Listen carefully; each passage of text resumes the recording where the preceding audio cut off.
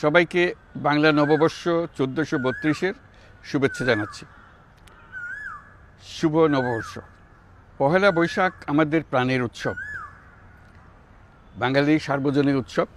পুরো পৃথিবীতে যেখানে যেখানে বাঙালিরা আছেন, আজ আমাদের সবার আনন্দের দিন, বর্ষবরণের দিন। বাংলা সাল গণনা শুরু হয়েছিল কৃষিকাজের সুবিধার জন্য, ফসলি সন হিসেবে। এখনও এদেশের কৃষকরা বাংলা তারিখের হিসেবেই বীজ বোনেন, ফসল তোলেন। বাংলা নববর্ষের এক অবিচ্ছেদ্য অংশ হালখাতা। এখনকার আধুনিক সময়েও এখনও এই হালখাতার ঐতিহ্যকে ধরে রেখেছেন বাংলাদেশের হাটে বাজারে, শহরে বন্দরে।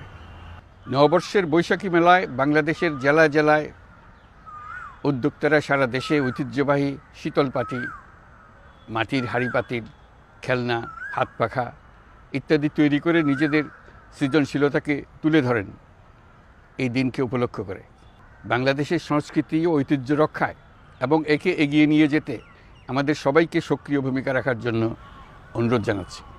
আমাদের এইসব ঐতিহ্য যেন আমাদের নিজেদের মধ্যে সীমাবদ্ধ না থাকে। আমাদের সংস্কৃতি যেন আমরা ছড়িয়ে দিতে পারি বিশ্বের দরবারে।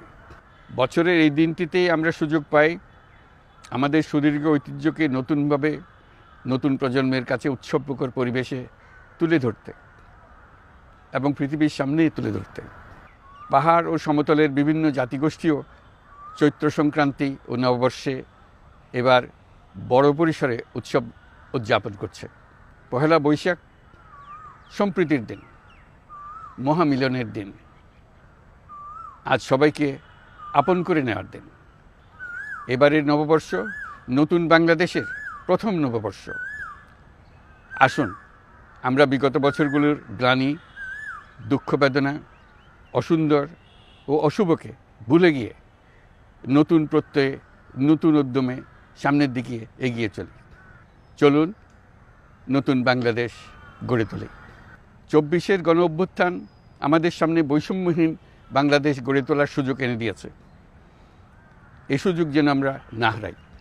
বৈষম্যহীন বাংলাদেশ গড়াই হোক এবছর নববর্ষের আমাদের অঙ্গীকার। আমি নববর্ষের সকল আয়োজন ও উদ্যোগের সাফল্য কামনা করছি। নববর্ষ 1432 আমাদের সবার জন্য শুভদিনের সূচনা করুক। নববর্ষ আমাদের সকলের জন্য নতুন ও গভীর আনন্দের উন্মোচন করুক, এই কামনা করছি। সবাইকে আবারও আমার নববর্ষের শুভেচ্ছা ও সালাম জানাচ্ছি। আসসালামু আলাইকুম।